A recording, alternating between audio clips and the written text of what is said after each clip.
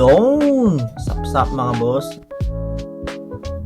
24 hours later. Yung nakikita yung maliliit, yan na yung mga BBS yan. Baby brine shrimp. Yan, maliliit lang sila, no? Kaya okay na ako ito ipakain sa mga gapi fry natin.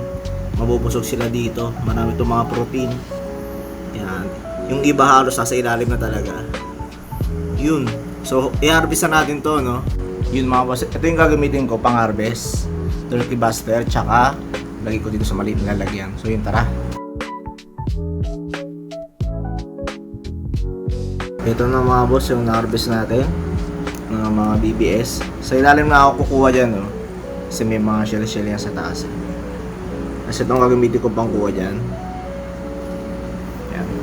Dropper lang. Tara, pakainin natin yung ating mga fry. Yun mga boss, ito Optima water conditioner para sa malinis sa tubig tsaka maraming beneficial bacteria.